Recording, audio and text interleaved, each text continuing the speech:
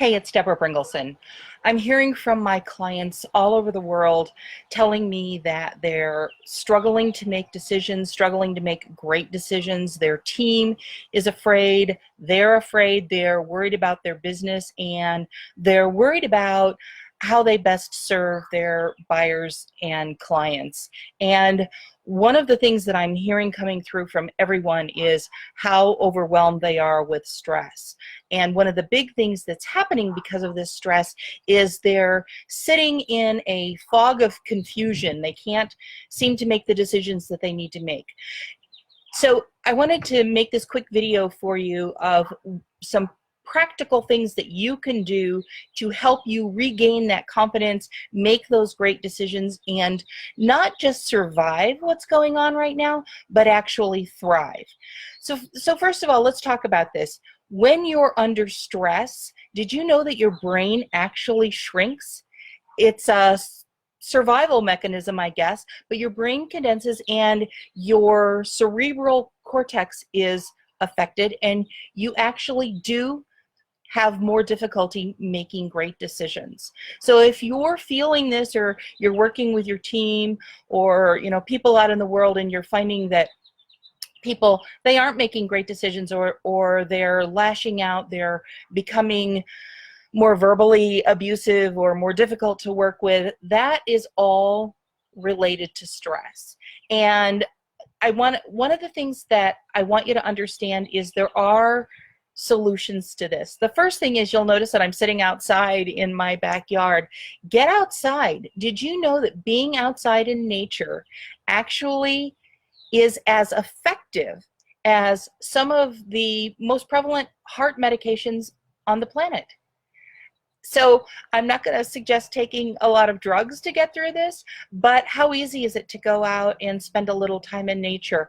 Spend a little time, if you live near the ocean or the sea, out smelling that salt water, feeling the pulse of the waves. If you don't live near the ocean, if you can get to a running river, there are actually negative ions that are released because of the flow of the water that will affect your body and will reduce your stress. One other thing that you can do, something that I do at least twice a day, is I meditate.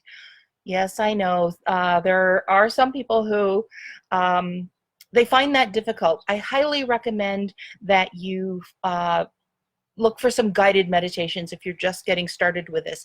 That will make it easier for you to stay in the mode of relaxing and in the meditation mode, rather than getting into all of the monkey mind.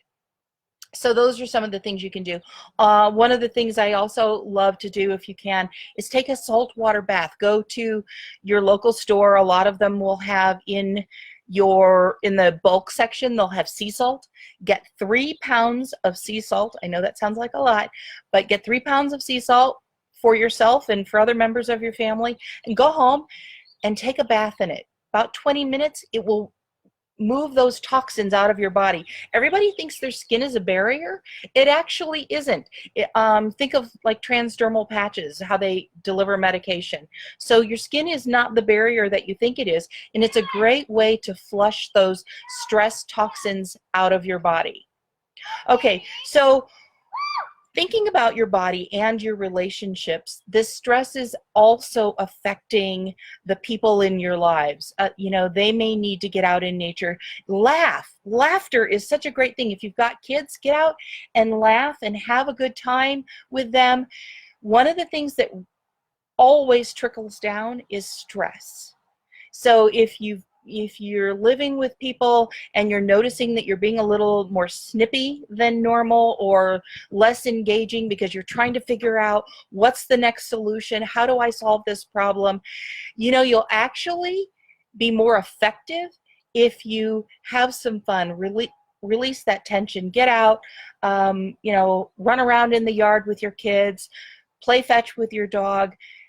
Don't spend your entire life trying to figure out the solutions for your business, because you're actually blocking those solutions from coming to you by doing that. Be mindful. of how you're interacting with people, interacting with your spouse. Make a special point of talking to each other.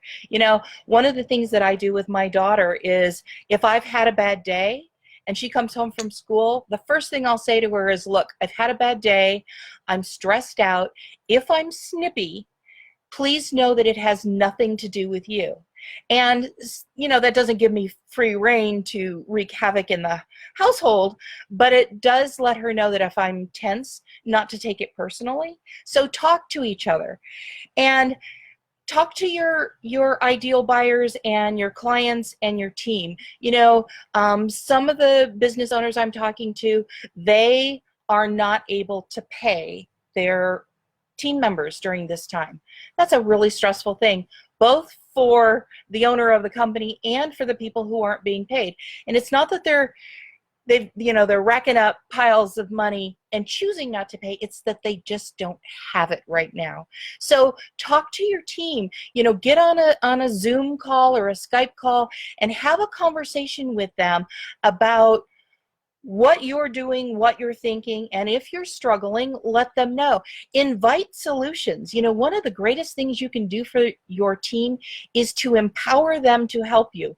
Yes, if they're not getting paid, some of them may not want to, but I am certain that there are some, your superstars, who will want to give their input on potential solutions. And here's one of the things that I know from working with companies around the world. The perspective of the CEO or owner is always different than the perspective of the team. And you know, when I go in to work with a company, I interview the team members, and some of the brilliance that I get from them is amazing to me. Things that people at the leadership level or the ownership level, they don't think about because they're not boots on the ground with the customers. And that leads me to my third tip. Think about your customers, your ideal buyers. So I always like to say, pick 5 ideal buyers who are the ones that you always want. They are great to work with, they love you, they love your service. Think of them and build a plan around them. How do you serve them in a different way during this time? Or maybe find something that's amazing and continue to serve them even after things have moved back in the direction of normal. So ask your team to do a strategy session with you. Think about those 5 ideal buyers, build a plan around them, maybe call them. What is it that they're struggling with? What is it that they need? And when you help them solve problems, you're going to build a level of loyalty that you otherwise wouldn't have had, and you have no idea what kind of solutions they're looking for. And if you help them with that, and you've built this plan around your 5 ideal buyers, there's a whole world of people and companies who are going to need that exact same type of service. Look, some people have also asked me, is it okay to thrive during this time? Because so many people are struggling. And here's my response to that.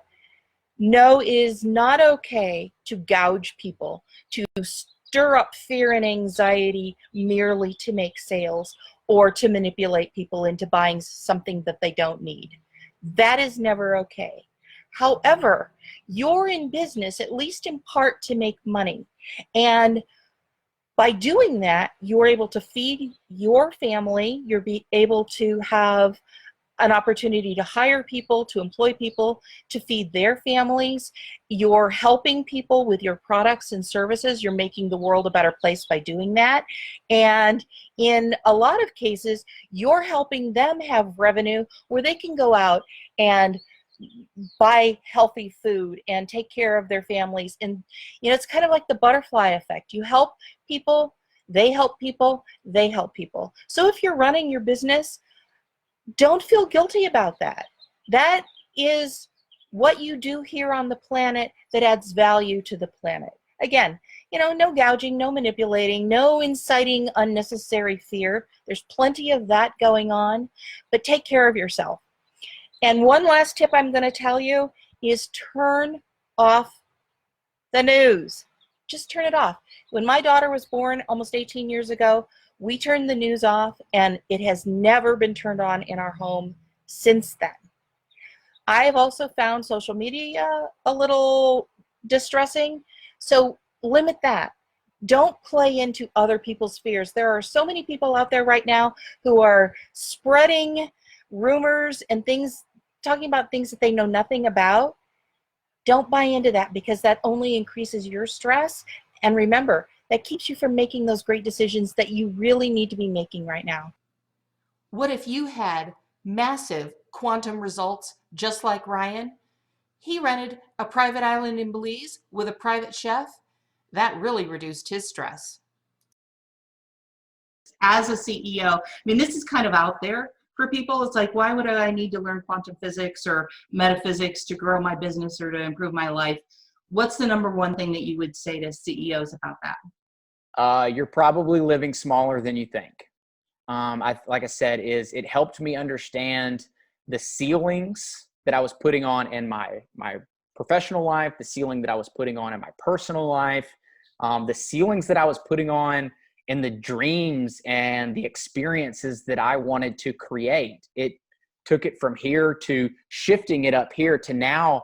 Like now I wonder, like what's like, nothing's not possible. It's just understanding and understanding my emotions and my feelings and my beliefs and my thoughts. And once I can align all those, anything's possible, whether it's a business goal, whether it's a personal goal, whether it's renting a private island. One of the things that we were able to do is confidently more than double our prices. Like as soon as we put it out there, no paid advertising, no anything. We just went to our current clients and said, hey, this is what we're going to offer. Here's the new scenario, and here's how much it's going to be. About 30% immediately moved up. Coming into this, I was kind of a high stress person. And so risks caused like a lot of anxiety for in my life. And once I was able to really tone that down is I was able to see other opportunities, whether it was my speaking gigs or now we're expanding from Alabama out into Texas. And I mean, it's like everything out here just seems like wild opportunities. It's prior to quantum physics and those teachings, there was things inside of me that I was lacking. That was like from beliefs to what was possible. You know, I was holding myself back more than anything. I understood that I could grow my business, but that's like kind of where it ended to a certain degree. It was like, okay, this is cool. This is fun. I'm growing, but I had no clear directions. Like, how much do I want to go? Do I want to rent an island in Belize? Do I want to go from making $10K a month to $100K a month to $1 million a month? Like, you know, what I didn't have any ideas of. I was putting limitations on myself. I think Deborah had put it is I was basically putting the ceiling on my life on what was possible, both from a business standpoint to my personal life, whether it's renting an island or creating a relationship with my now fiance, to seeing opportunities for expansion out into a completely new state, a new market, a new area. I think for a lot of people that would cause hesitation is probably a good way to put it.